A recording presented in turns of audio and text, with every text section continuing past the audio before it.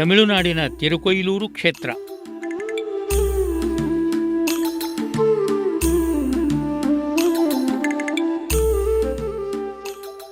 ಇಲ್ಲಿ ಕಳೆದ ಶತಮಾನದ ಉತ್ತರಾರ್ಧದಲ್ಲಿ 5 ದಶಕಗಳ ಕಾಲ ವೇದಾಂತ ಸಾಮ್ರಾಜ್ಯದಲ್ಲಿ ಮರೆಯಲಾಗದ ಇತಿಹಾಸವನ್ನು ಸೃಷ್ಟಿಸಿದ ಮಹಾನುಭಾವರಾದ ಶ್ರೀ ಸತ್ಯಪ್ರಮೋದ ತೀರ್ಥ ಶ್ರೀಪಾದಂಗಳವರು ನೆಲೆಸಿದ್ದಾರೆ. ಅವರು ಅದ್ವಿತೀಯ ಪಾಂಡಿತ್ಯ, ಕಠಿಣ ತಪಸ್ಸುಗಳಿಗೆ ಹೆಸರಾದವರು. ನೂರಾರು ವಿದ್ವಾಂಸರ ಜೊತೆಗೆ ವಾಕ್ಯಾರ್ಥಗಳನ್ನು ಮಾಡಿ ದ್ವೈತ ಸಿದ್ಧಾಂತದ ಮಂಡನವನ್ನು ಮಾಡಿದ ಪ್ರತಿಭಾವಂತರು. ಸನಾತನ ಧರ್ಮವನ್ನು ಜೀವಂತವಾಗಿ ಉಳಿಸಿದವರು. ಸುಧಾ ಮಂಡನ, ಯುಕ್ತಿಮಲ್ಲಿಕಾ ವಿವೃತಿ, ವಿಜಯೀಂದ್ರ ವಿಜಯ ವೈಭವ ಮೊದಲಾದ ಅನೇಕ ಗ್ರಂಥಗಳನ್ನು ರಚಿಸಿದ ಧೀಮಂತರು. ಸಾವಿರಾರು ಜನರಿಗೆ ವೈಷ್ಣವ ದೀಕ್ಷೆಯನ್ನು ಕೊಟ್ಟು ವಿಷ್ಣು ಭಕ್ತರನ್ನಾಗಿ ಮಾಡಿದ ವೈಷ್ಣವ ಧುರೀಣರು. ನಿರಂತರ ಸಂಚಾರದಲ್ಲಿ ಜನಸಾಮಾನ್ಯರಲ್ಲಿ ಮಧ್ವ ಸಿದ್ಧಾಂತದ ಬಗ್ಗೆ ಶ್ರದ್ಧೆಯನ್ನು ಹುಟ್ಟಿಸಿ ಶ್ರೀಮಠದ ಬಗ್ಗೆ ಗೌರವ ಆದರಗಳನ್ನು ಸೃಷ್ಟಿಸಿ ಅಂಗಾರ ಅಕ್ಷತೆಗಳನ್ನು ರಕ್ಷಣೆ ಮಾಡಿದರು. ಎಲ್ಲಿ ಮಾಧ್ವನೋ ಅಲ್ಲಿ ಉತ್ತರಾದಿ ಮಠ, ಶ್ರೀ ಸತ್ಯಪ್ರಮೋದ ತೀರ್ಥರು ಎಂಬ ಘೋಷಣೆ ಅಖಂಡ 50 ವರ್ಷಗಳವರೆಗೆ ದುಮಿಸುವಂತೆ ನಿರಂತರ ಸಂಚಾರ ಮಾಡುತ್ತಾ ವಿಷ್ಣೋ ಸರ್ವೋತ್ತಮತ್ವಂಚ ಸರ್ವದಾ ಪ್ರತಿಪಾದಯ ಎಂಬ ಶ್ರೀಮದಾಚಾರ್ಯರ ವಚನವನ್ನು ಜೀವನದುದ್ದಕ್ಕೂ ಅಕ್ಷರಶಃ ಪಾಲಿಸಿದವರು. ಎಲ್ಲ ಮಾಧ್ವ ಮಠಗಳ ಯತಿಗಳೊಂದಿಗೆ ಸೌಹಾರ್ದವನ್ನು ನಿರ್ಮಿಸಿದರು.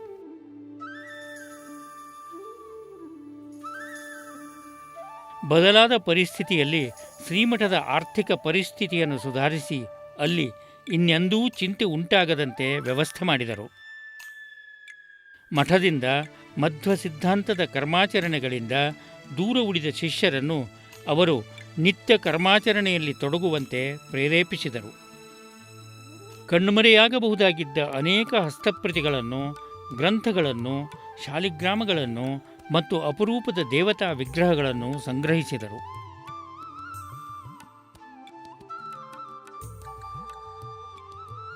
ಅವುಗಳನ್ನು ವ್ಯವಸ್ಥಿತವಾಗಿ ಒಂದೆಡೆ ಇಡುವಂತೆ ಹೊಸಪೇಟೆ, ಬೆಂಗಳೂರುಗಳಲ್ಲಿ ವಿಶಾಲವಾದ ಮಠಗಳನ್ನು ಕಟ್ಟಿಸಿದರು. ಇಲ್ಲಿ ಒಂದು ಅಂದಾಜಿನಂತೆ 500 ತಾಳೆಗರಿ ಗ್ರಂಥಗಳು, 5,000 ಹಸ್ತಪ್ರತಿಗಳು ಮತ್ತು 20,000 ಮುದ್ರಿತ ತ್ರಿಮತಕ್ಕೂ ಸಂಬಂಧಪಟ್ಟ ಪುಸ್ತಕಗಳಿವೆ. ಜೊತೆಗೆ ಹಿಂದಿನ ಅನೇಕ ಯತಿಗಳ ಪಾದುಕೆಗಳನ್ನು ಸಂಗ್ರಹಿಸಿ ಇಟ್ಟರು. ಸಂಗ್ರಹಿಸಿದ ಹಸ್ತಪ್ರತಿಗಳನ್ನು ತಾವು ಅಧ್ಯಯನ ಮಾಡುವುದಲ್ಲದೆ ಇತರ ಪಂಡಿತರೂ ಅಭ್ಯಾಸ ಮಾಡುವಂತೆ ಪ್ರಚೋದನೆ ನೀಡಿದರು. ಪರಿಶೋಧಿಸಿ ಮೊದಲ ಬಾರಿಗೆ ಪ್ರಕಟಿಸಿದರು. ಅವುಗಳಲ್ಲಿ 6 ಟಿಪ್ಪಣಿಗಳ ಸಹಿತ ಶ್ರೀಮನ್ಯಾಯಸುಧಾ ಬೃಹತ್ ಗ್ರಂಥವನ್ನು ಪ್ರಕಟಿಸಿ ದೊಡ್ಡ ಸಾಹಸವನ್ನು ಮಾಡಿದರು. ಅದು ಆವರೆಗೆ ಯಾರೂ ಮಾಡದ ಕಾರ್ಯವಾಗಿತ್ತು. ಬೆಂಗಳೂರಲ್ಲಿ ಈ ಹಿಂದೆ ಶ್ರೀ ಸತ್ಯಜ್ಞಾನ ತೀರ್ಥರು ನಿರ್ಮಿಸಿದ ಮಠದಲ್ಲಿ ಶ್ರೀ ಜಯತೀರ್ಥರ, ಶ್ರೀ ರಘುತ್ತಮ ತೀರ್ಥರ ಹಾಗೂ ಶ್ರೀ ಸತ್ಯಜ್ಞಾನ ತೀರ್ಥರ ಮೃತ್ತಿಕಾ ವೃಂದಾವನಗಳನ್ನು ಪ್ರತಿಷ್ಠಾಪಿಸಿದರು. 1989ರಲ್ಲಿ ಬೆಂಗಳೂರಲ್ಲಿ ಪ್ರತಿಷ್ಠಾಪಿಸಿದ ಶ್ರೀ ಜಯತೀರ್ಥ ವಿದ್ಯಾಪೀಠವು ಇಂದು ವಿಶಾಲವಾಗಿ ಬೆಳೆದಿದೆ. ಮಾಧ್ವ ಸಮಾಜದ ಆರ್ಥಿಕ ಸಾಮಾಜಿಕ ಅಭಿವೃದ್ಧಿಗಾಗಿ ಶ್ರೀ ಜಯಸತ್ಯಪ್ರಮೋದನಿಧಿ ನ್ಯಾಸವನ್ನು ಸ್ಥಾಪಿಸಿ ಅದರ ಮೂಲಕ ಉನ್ನತ ಶಿಕ್ಷಣಕ್ಕೆ ಅನುಕೂಲವಾಗುವಂತೆ ವಿದ್ಯಾರ್ಥಿ ವೇತನಗಳನ್ನು ಪ್ರತಿ ವರ್ಷ ಕೊಡುವಂತೆ ವ್ಯವಸ್ಥೆ ಮಾಡಿದ್ದು ಇಂದಿಗೂ ನಡೆದುಕೊಂಡು ಬಂದಿದೆ. ಶ್ರೀ ಮಧ್ವ ಸಿದ್ಧಾಂತವು ಜನಸಾಮಾನ್ಯರಿಗೂ ದೊರೆಯಬೇಕೆಂದು 1953ರಲ್ಲಿ ಶ್ರೀಸುಧಾ ತಿಂಗಳು ಪತ್ರಿಕೆಯನ್ನು ಪ್ರಕಟಿಸಲು ಪ್ರಾರಂಭಿಸಿದರು. ಅದು ಇಂದಿಗೂ ಪ್ರಕಟವಾಗುತ್ತಿದ್ದು ಮಾಧ್ವರ ಅತ್ಯಧಿಕ ಪ್ರಸಾರದ ಜನಪ್ರಿಯ ಪತ್ರಿಕೆಯಾಗಿದೆ. ಸುವರ್ಣ, ರಜತ ಹಾಗೂ ಕಟ್ಟಡಗಳ ರೂಪದಲ್ಲಿ ಚರಾಚರ ಆಸ್ತಿಗಳನ್ನು ಭದ್ರಗೊಳಿಸಿದರು. ಸಾವಿರಾರು ವಿದ್ವಾಂಸರಿಗೆ ಸುವರ್ಣದಾನ, ರಜತದಾನ, ಭೂದಾನ, ಗೃಹದಾನ, ದ್ರವ್ಯದಾನಗಳನ್ನು ಮಾಡಿ ಪ್ರಸಿದ್ಧಿಯನ್ನು ಬಯಸಲಿಲ್ಲ. ವ್ರತ, ನಿಯಮ, ಉಪವಾಸಗಳಿಂದ ದೇಹವನ್ನು ದಂಡಿಸಿದರು. 50 ವರ್ಷಗಳಲ್ಲಿ ಒಂದು ದಿನವೂ ತಪ್ಪದೆ ಮೂಲ ರಾಮದೇವರ ಪೂಜೆಯನ್ನು ಮಾಡಿದರು. ನಿರಂತರ ಸುಧಾಪಾಠವನ್ನು ಹೇಳಿದರು. ತಮ್ಮ 50 ವರ್ಷಗಳ ಪೀಠಾಧಿಪತ್ಯದಲ್ಲಿ 30ಕ್ಕೂ ಅಧಿಕ ಸಲ ಶ್ರೀ ಸುಧಾಮಂಗಳ ಮಹೋತ್ಸವವನ್ನು ಮಾಡಿದ್ದಾರೆ. ಕೂಡಲಿ ಆರ್ಯ ಅಕ್ಷೋಭ್ಯ ತೀರ್ಥ ಮಠದ ಶ್ರೀ ರಾಮಧ್ಯಾನ ತೀರ್ಥರು, ಶ್ರೀ ರಘುಪ್ರಮತಿ ತೀರ್ಥರು ಮತ್ತು ಶ್ರೀ ರಘುಪ್ರಿಯ ತೀರ್ಥರು, ಉಡುಪಿಯ ಅಷ್ಟಮಠಗಳಲ್ಲಿ ಕಾಣಿಯೂರು ಮಠದ ಶ್ರೀ ವಿದ್ಯಾವಾರಿಧಿ ಸ್ವಾಮಿಗಳು ಹಾಗೂ ಶ್ರೀ ವಿದ್ಯಾವಲ್ಲಭ ತೀರ್ಥರು ಮತ್ತು ಮೈಸೂರಿನ ದೇವೇಂದ್ರ ತೀರ್ಥರು ಅವರಲ್ಲಿ ಪಾಠ ಹೇಳಿಸಿಕೊಂಡಿದ್ದಾರೆ. ಶಿರೂರು ಮಠದ ಶ್ರೀ ಲಕ್ಷ್ಮೀವರ ತೀರ್ಥರು, ಸೋಂದಾ ಮಠದ ಶ್ರೀ ವಿಶ್ವೋತ್ತಮ ತೀರ್ಥರು, ಗೋಕರ್ಣ ಪರ್ತಗಾಳಿ ಮಠದ ಶ್ರೀ ವಿದ್ಯಾಧಿರಾಜ ತೀರ್ಥರು ಅವರ ಪಾಠ ಪ್ರವಚನಗಳನ್ನು ಕೇಳಿದ್ದಾರೆ. ತಮ್ಮ 80ರ ಹರೆಯದಲ್ಲಿ 23ರ ಹರೆಯದ ಬ್ರಹ್ಮಚಾರಿ ಶ್ರೀ ಸತ್ಯಾತ್ಮ ತೀರ್ಥರಿಗೆ ಸಂಸ್ಥಾನವನ್ನು ಒಪ್ಪಿಸಿ ಈಶ್ವರನಾಮ ಸಂವತ್ಸರ ಕಾರ್ತೀಕ ಶುದ್ಧ ತೃತೀಯ ದಿನಾಂಕ 3/11/1997 ತಮಿಳುನಾಡಿನ ತಿರುಕೊಯ್ಲೂರಿನಲ್ಲಿ ಜೀವನದುದ್ದಕ್ಕೂ ಆರಾಧಿಸಿದ ತಮ್ಮ ಪರಮ ಗುರುಗಳಾದ ಶ್ರೀ ರಘುತ್ತಮ ತೀರ್ಥರ ಹತ್ತಿರ ಚಿಕ್ಕ ಮಗುವಿನಂತೆ ಬಟ್ಟ ಬಯಲಲ್ಲಿ ವೃಂದಾವನಸ್ಥರಾದರು. ಸತ್ಯಾಭಿಜ್ಞಕರಾಬ್ಜೋತ್ಥಾನ್ ಪಂಚಾಶದ್ವರ್ಷಪೂಜಕಾನ್ ಸತ್ಯಪ್ರಮೋದತೀರ್ಥಾರ್ಯಾನ್ ನೌವಿನ್ಯಾಯ ಸುಧಾರತಾನ್.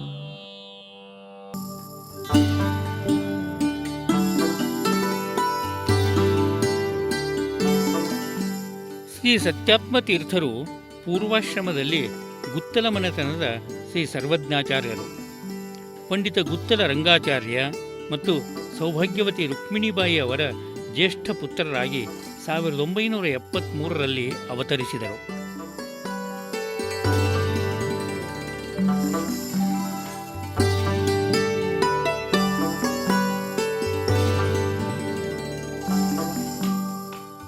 ಬಹುಮುಖ ಪ್ರತಿಭೆ, ವಿಲಕ್ಷಣ ತೇಜಸ್ಸು, ಪ್ರಗಾಢ ಪಾಂಡಿತ್ಯ, ನಿರಂತರ ನಗುಮುಖ, ಪ್ರಶಾಂತ ಮೂರ್ತಿ, 23ರ ಹರೆಯದಲ್ಲಿ ಈ ಎಲ್ಲ ಗುಣಗಳು ಒಬ್ಬರಲ್ಲಿ ಮಿಳಿತವಾಗಿರುವುದೇ ಒಂದು ಆಶ್ಚರ್ಯ. ಹಂಸನಾಮಕ ಪರಮಾತ್ಮನ ಅನೂಚಾನ ಪರಂಪರೆಯಲ್ಲಿ ಈ ಹಿಂದೆ ಶ್ರೀ ರಘುತ್ತಮ ತೀರ್ಥರು ಬಾಲಬ್ರಹ್ಮಚಾರಿಗಳಾಗಿ ಸರ್ವಜ್ಞ ಪೀಠವನ್ನು ಅಲಂಕರಿಸಿದ್ದರು. ಅಂತೆಯೇ ಬ್ರಹ್ಮಚಾರಿಗಳಾಗಿಯೇ ಆಶ್ರಮ ಸ್ವೀಕರಿಸಿದ ಶ್ರೀ ಸತ್ಯಾತ್ಮ ತೀರ್ಥರಿಗೆ ಅಭಿನವ ರಘುತ್ತಮ ತೀರ್ಥರೆಂದು ಹೆಸರು. ಪೌರ್ವಾತ್ಯ ಪಾಶ್ಚಿಮಾತ್ಯ ಸಂಸ್ಕೃತಿಗಳ ಕಲಸು ಮೇಲೋಗರದ 21ನೇ ಶತಮಾನದ ಹೊಸ್ತಿಲಲ್ಲಿ ಸಾವಿರ ವರ್ಷಗಳಷ್ಟು ಹಿಂದಿನ ಭಾರತೀಯ ಸನಾತನ ಧರ್ಮದಲ್ಲಿ ಅಚಲವಾದ ನಿಷ್ಠೆಯನ್ನು ಇಟ್ಟುಕೊಂಡು ತಮ್ಮ 23ರ ತಾರುಣ್ಯದಲ್ಲಿ ಸನ್ಯಾಸ ಆಶ್ರಮವನ್ನು ಪಡೆದರು. ಶ್ರೀ ಸತ್ಯಾತ್ಮ ತೀರ್ಥರೆಂದು ಮರುನಾಮಕರಣ ಹೊಂದಿದರು.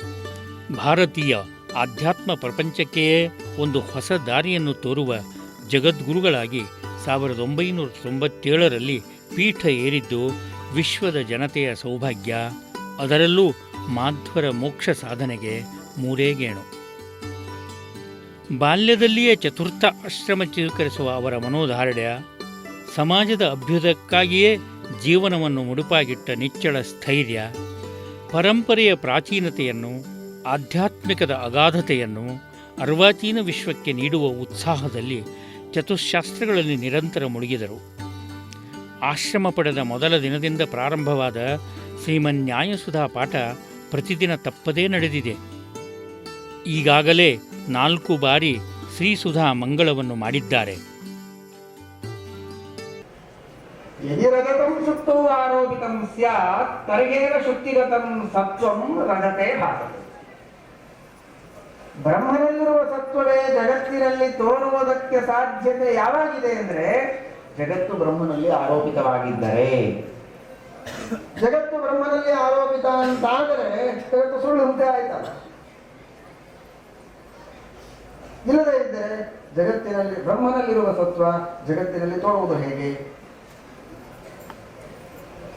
ಸಂಕ್ಷೇಪದಲ್ಲಿ ಅದ್ವೈತ ಸಿದ್ಧಿಕಾರರು ಹೇಳಿದ್ದು, ರಜತತ್ವ ವಿರೋಧಿ ಶುಕ್ತಿ ಸತ್ತಯ ರಜತಸ್ಸ ಇವ ಜಡತ್ವ ವಿರೋಧಿ ಸ್ವಪ್ರಕಾಶ ಸತ್ತಯ ಜಗತಃ ಮಿಥ್ಯಾತ್ವಂ ಉಪಪದ್ಯತೆ. ಶುಕ್ತಿಯ ಸತ್ವಕ್ಕೂ ರಜತತ್ವಕ್ಕೂ ವಿರೋಧ ಇದೆ. ಶುಕ್ತಿ ಸತ್ವ ಶುಕ್ತಿನಿಷ್ಠ, ರಜತತ್ವ ಸಮಾನಾಧಿಕರಣ ಅಲ್ಲ. ರಜತತ್ವ ಇದ್ದದ್ದು ರಜತದಲ್ಲಿ, ಅಲ್ಲಿ ಶುಕ್ತಿ ಸತ್ವ ಇರಲಿಕ್ಕೆ ಸಾಧ್ಯ ಇಲ್ಲ.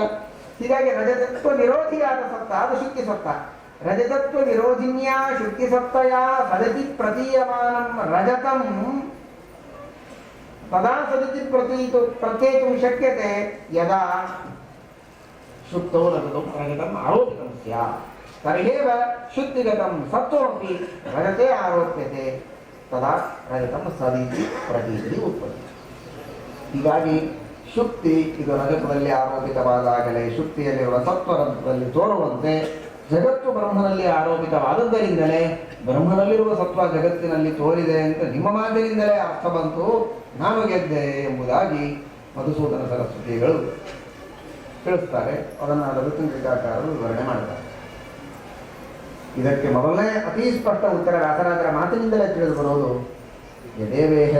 ಯದೇವ ಆತ್ಮನಿ ಸತ್ವಂ ತದೇವ ಮಮ ಅಂತ ನಾವೊಂದೊಂದರ ಅಭಿಪ್ರಾಯ ನಾವೇ ಸ್ಪಷ್ಟವಾಗಿದ್ದೇವಲ್ಲಪ್ಪ, ಮತ್ತು ಬೇರೆ ಯಾಕೆ ವ್ಯಾಖ್ಯಾನ ಬೇಕಾಗುತ್ತೆ? ಯಾದೃಶಂ ಬ್ರಹ್ಮಣ ಸತ್ವಂ ತಾದೃಶಂ ಸ್ಯಾತ್ ಜಗತ್ತಲ್ಲಿ. ಬ್ರಹ್ಮನಲ್ಲಿರುವ ಸತ್ವವೇ ಜಗತ್ತಿನಲ್ಲಿದೆ ಅಂತ ಹೇಳಿದ್ದು ಅದು ಮಧ್ಯದಲ್ಲಿ ನನ್ನ ಉಪಾಸನೆಗೆ ಯದಧೀನ ಯಸ್ಯ ಸತ್ತ ತದಿತ್ತೇವ ಭಣ್ಯತೆ ಎಂಬುದಾಗಿ ಹೇಳಿದಂತೆ ಆ ವಿಧವಾದ ಒಂದು ಭಾವನೆಯನ್ನು ಮನಸ್ಸಿನೊಳಗೆ ಎರಡು ಸಾದೃಶ್ಯ ಮೂಲಕವಾಗಿ ಗೌಣಿ ಪ್ರಯೋಗ ನಿನ್ನ ದೃಷ್ಟಿಯಲ್ಲಿ, ನನ್ನ ಅನುಸಂಧಾನಕ್ಕೆ ಇದು ಮುಖ್ಯ ಪ್ರಯೋಗ. ಭಗವತ್ ಸತ್ವದ ಅಧೀನವಾಗಿದೆ ಜಗತ್ಸತ್ವ, ಭಗವತ್ ಸತ್ವದ ಅಧೀನವಾಗಿದೆ ಜಗತ್ಸತ್ವ ಅನ್ನೋದನ್ನು ಸ್ಮರಿಸಿ ನಿನ್ನಂಥವರ ಜೊತೆಗೆ ವಾಕ್ಯಾರ್ಥ ಮಾಡುವಾಗಲೂ ಮಧ್ಯದಲ್ಲಿ ಭಗವಂತನ ಸ್ವಾತಂತ್ರ್ಯ ಚಿಂತನೆ ಮಾಡಿ ಆನಂದಿಸೋಣ ಅನ್ನೋದಕ್ಕೆ ಯದೇ ಆತ್ಮನಿ ಸತ್ವಂ ಅದೇ ದೇಹಮ ಅಂತ ನಾನಂದದ್ದು. ಅದನ್ನು ನೀನೇ ಯಾಕೆ ಕೇಳಿಸಿಕೊಳ್ಳಿ? ಸಮಾಜದ ಕೊನೆಯ ವ್ಯಕ್ತಿಗೂ ಪ್ರಥಮ ದರ್ಶನದಲ್ಲಿಯೇ ಆಕರ್ಷಣೆ ಹುಟ್ಟಿಸುವಂಥ ಅವರ ನಕ್ಕು ನಗಿಸುವ ಮುಗ್ಧ ಭಾವ ಯಾರನ್ನೂ ಸೆರೆ ಹಿಡಿಯದೆ ಬಿಡುವುದಿಲ್ಲ. ಇನ್ನಷ್ಟು ಮತ್ತಷ್ಟು ಕೊನೆ ಇರದಷ್ಟು ಅವರ ಸಾನ್ನಿಧ್ಯವನ್ನು ಬಯಸುತ್ತವೆ.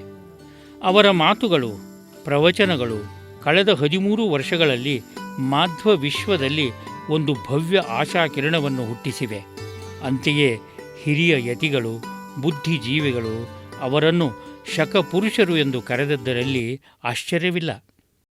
ಇವತ್ತು ನಮ್ಮ ಸುಧಾಮಂಗಳ ಯಾವ ರೀತಿಯಾಗಬೇಕೋ, ಸುಧಾಮಂಗಳ ಹೇಗಿರಬೇಕು ಎಂಬುದನ್ನು ನಮ್ಮ ಸತ್ಯತೀರ್ಥರು ಈ ಸುಧಾಮಂಗಳ ಬರೀ ವಿದ್ಯಾರ್ಥಿ ಅನುವಾದ ಅಲ್ಲ, ಶ್ರೋತೃಗಳು ಎಲ್ಲರಿಗೂ ಕೂಡ ಒಂದು ಪಾವಿತ್ರ್ಯ, ಒಂದು ಮಥನ, ಸಮುದ್ರ ಮಥನದಿಂದ ಅಮೃತ ಪ್ರಾಪ್ತಿಯಾಗುವಂತೆ ಈ ಸುಧಾಮಂಗಳೆಂಬ ಮಥನದಿಂದ ನಮಗೆಲ್ಲರಿಗೂ ಕೂಡ ತತ್ವಜ್ಞಾನದ ಅಮೃತ ಪ್ರಾಪ್ತಿಯಾಗುವ ರೀತಿಯಲ್ಲಿ ಮತ್ತು ವಿಶಿಷ್ಟವಾದ ರೀತಿಯಲ್ಲಿ ನಮ್ಮ ಸುಧಾಮಂಗಳ ಕಾರ್ಯಕ್ರಮವನ್ನು ನಮ್ಮ ಅಧ್ಯಾತ್ಮ ತೀರ್ಥರು ನಮ್ಮ ವೆಂಕಟಾಚಲವರು ಹೇಳಿದಂತೆ ಮುಂದಿನ ಶತಮಾನದ ಈ ಶತಮಾನದ ಆಶಾಕಿರಣ ಅಂದರೆ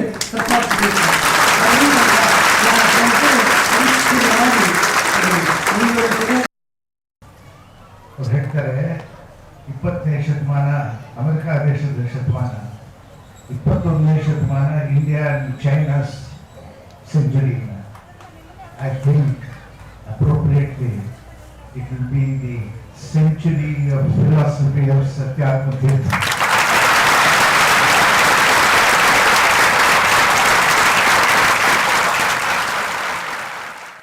ತೀರ ಇತ್ತೀಚೆಗೆ ಶ್ರೀಮನ್ಯಾಯಸುಧಾ ಗ್ರಂಥದ ಮಂಗಳ ಶ್ಲೋಕದಲ್ಲಿಯ ಒಂದು ಪದಕ್ಕೆ 135 ಅರ್ಥಗಳನ್ನು ಹೇಳಿದರು. ಪ್ರವಚನಗಳಲ್ಲಿಯ, ಆಶೀರ್ವಚನಗಳಲ್ಲಿಯ ಅವರ ಪ್ರೌಢ ಜ್ಞಾನ, ಮಾತಿನ ಮಾಧುರ್ಯ, ವಿಚಾರಗಳ ನಾವೀನ್ಯತೆ, ನಿರೂಪಣೆಯ ನೈಪುಣ್ಯ, ನೂರಾರು ಗ್ರಂಥಗಳ ಉದಾಹರಣೆಯ ವೈದುಷ್ಯಗಳು ಅವರನ್ನು ಶ್ರೀ ಮಧ್ವಾಚಾರ್ಯರನ್ನೇ ನೆನಪಿಸುತ್ತವೆ. ಆಶ್ರಮ ಪಡೆಯುತ್ತಿದ್ದಂತೆಯೇ ಅವರು ಕಟ್ಟಿದ ಬಹುದೊಡ್ಡ ಕನಸು ವಿಶ್ವ ಮಧ್ವ ಮಹಾಪರಿಷತ್ತು. ಈಗ ಬಹುಪಾಲು ನನಸಾಗುವ ದಾರಿಯಲ್ಲಿದೆ. ಏನೆಲ್ಲ ಯೋಜನೆಗಳು, ಏನೆಲ್ಲ ಕಾರ್ಯಕ್ರಮಗಳು ನವತರುಣರನ್ನು ಆಕರ್ಷಿಸುತ್ತಿರುವುದು ಭವಿಷ್ಯವೇ ಇಲ್ಲದಂತಿದ್ದ ಭ್ರಷ್ಟ ವ್ಯವಸ್ಥೆಯ ವಿಶ್ವಕ್ಕೆ ಮೂಡಲ ಮನೆಯಲ್ಲಿ ಮುತ್ತಿನ ನೀರನ್ನು ಚೆಲ್ಲಿದ ಸ್ಪಷ್ಟ ಕುರುಹುಗಳಾಗಿವೆ. ಉದಯ ರವಿಯ ಕಿರಣಗಳಿಂದ ಜಗದ ಕತ್ತಲೆ ದೂರವಾಗಬೇಕಿದೆ. ಅದು ಶ್ರೀ ಸತ್ಯಾತ್ಮತೀರ್ಥರಿಂದ ಮಾತ್ರ ಸಾಧ್ಯವೆಂಬ ಭರವಸೆ ಸಾತ್ವಿಕ ಜೀವರಲ್ಲಿ ಮನೆ ಮಾಡಿದೆ. ಭಾರತದಾದ್ಯಂತ ವಿಶ್ವಮಧ್ವ ಮಹಾಪರಿಷತ್ತಿನ ಅನೇಕ ಶಾಖೆಗಳಿದ್ದು ಅವುಗಳ ಮೂಲಕ 80ಕ್ಕಿಂತ ಅಧಿಕ ವಿದ್ವಾಂಸರಿಂದ ಮಹಾನಗರಗಳಲ್ಲಿ, ಹಳ್ಳಿ ಪಟ್ಟಣಗಳಲ್ಲಿ ಪ್ರತಿ ವರ್ಷವೂ ಮಹಾಭಾರತ, ಭಾಗವತ, ವಾಲ್ಮೀಕಿ ರಾಮಾಯಣ ಮೊದಲಾದ ಗ್ರಂಥಗಳ ಕುರಿತು ಪ್ರವಚನಗಳನ್ನು ನಡೆಸಿ ಆ ಮೂಲಕ ಜನಮಾನಸದಲ್ಲಿದ್ದ ನಾಸ್ತಿಕ ಭಾವವನ್ನು ಉಚ್ಚಾಟಿಸಿ ಧರ್ಮ ಜಾಗೃತಿಯನ್ನು ಮೂಡಿಸುತ್ತಿದ್ದಾರೆ. ಉಚಿತ ಉಪನಯನಗಳು, ಮಕ್ಕಳಿಗೆ ಹಿರಿಯರಿಗೆ ಬೋಧನ ಶಿಬಿರಗಳು, ಸಾಮೂಹಿಕ ಭಜನೆ ಪಾರಾಯಣಗಳು, ಧರ್ಮ ಪರಿಕ್ರಮ ಮೊದಲಾದ ಧಾರ್ಮಿಕ ಕಾರ್ಯಕ್ರಮಗಳನ್ನು ವರ್ಷದುದ್ದಕ್ಕೂ ನಡೆಯುವಂತೆ ಯೋಜಿಸಿದ್ದಾರೆ. ಉಚಿತ ಹೃದಯ ಚಿಕಿತ್ಸೆ, ನೇತ್ರ ಚಿಕಿತ್ಸೆ, ರಕ್ತದಾನ ಶಿಬಿರ ಮೊದಲಾದ ಅನೇಕ ಸಾಮಾಜಿಕ ಕಾರ್ಯಕ್ರಮಗಳನ್ನು ನಡೆಸುತ್ತಿದ್ದಾರೆ. ಉತ್ತರ ಕರ್ನಾಟಕ, ಆಂಧ್ರ ಪ್ರದೇಶದ ಕರ್ನೂಲು ಮಂತ್ರಾಲಯಗಳಲ್ಲಿ 2009 ಮಳೆಗಾಲದಲ್ಲಿ ಬಂದ ನೆರೆ ಹಾವಳಿಯಲ್ಲಿ ಸದ್ದು ಗದ್ದಲವಿಲ್ಲದೆ ಅವರು ನಡೆಸಿದ ಪರಿಹಾರ ಕಾರ್ಯಕ್ರಮಗಳು ಯಾರನ್ನೂ ಮೂಕ ವಿಸ್ಮಿತರನ್ನಾಗಿ ಮಾಡುತ್ತವೆ.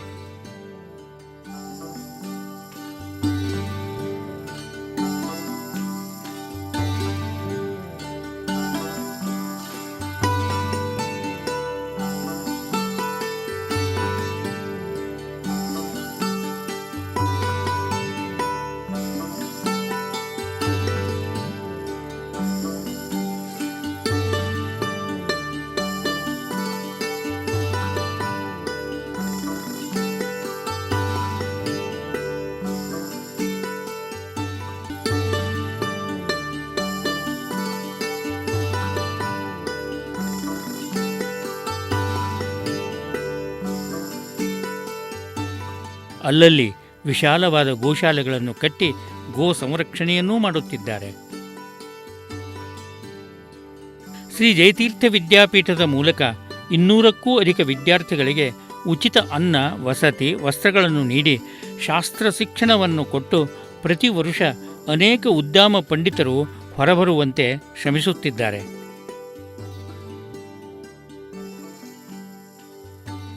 ಶ್ರೀಗಳವರ ಪಾಲನೆ ಪೋಷಣೆಯಲ್ಲಿ ಶ್ರೀಪಾದ ಪುತ್ರರಾದ ಪಂಡಿತ ಕುಸುನೂರು ರಾಮಾಚಾರ್ಯರು, ಶ್ರೀಪಾದ ಪುತ್ರರಾದ ಪಂಡಿತ ಗುತ್ತಲ ರಂಗಾಚಾರ್ಯರು,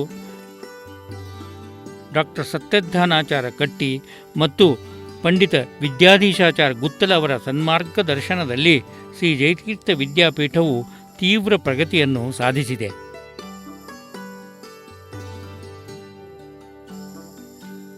ಹತ್ತಕ್ಕೂ ಅಧಿಕ ಪರಿಣಿತ ಪ್ರಾಧ್ಯಾಪಕರಿದ್ದಾರೆ. ಲೌಕಿಕ ವೃತ್ತಿಯಲ್ಲಿರುವ ನೂರಾರು ಮಾಧ್ವ ತರುಣರು, ಗೃಹಸ್ಥರು, ವೈದಿಕರು ಬೇರೆ ಬೇರೆ ಸಮಯಗಳಲ್ಲಿ ಪಾಠಕ್ಕಾಗಿ ಬರುತ್ತಾರೆ.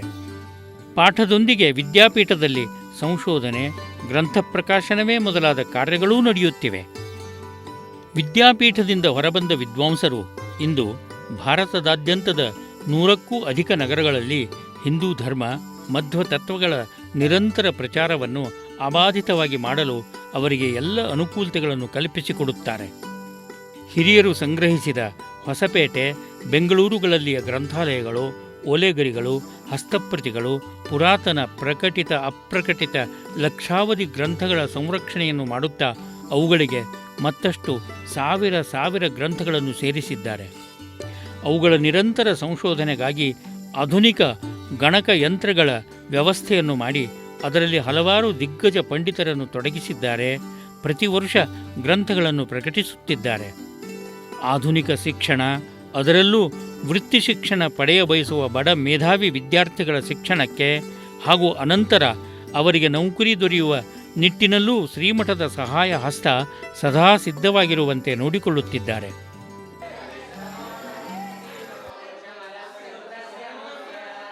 ಪೂಜೆಯೆಂದರೆ ಉತ್ತರಾದಿ ಮಠದ ಪೂಜೆ ಎಂಬುದು ಸಾರ್ವತ್ರಿಕವಾಗಿ ಒಪ್ಪಿಕೊಂಡ ಮಾತು. ಅಲ್ಲಿಯ ಮಂಟಪ ವೈವಿಧ್ಯಗಳು, ಮೂರ್ತಿ ವೈವಿಧ್ಯಗಳು, ಅವುಗಳಿಗೆ ಮಾಡುವ ಚಿನ್ನ, ವಜ್ರ, ರತ್ನಗಳ ಅಲಂಕಾರಗಳು, ಪೂಜೆಗೆಂದೇ ಮಾಡಿದ ಚಿನ್ನದ ಕಲಶಗಳು, ತಂಬಿಗೆಗಳು, ಥಾಲಿಗಳು, ಮಂಗಳಾರತಿ ತಟ್ಟೆ, ನೀಲಾಂಜನಗಳು, ದೀಪಸ್ತಂಭಗಳು ಒಂದೇ, ಎರಡೇ,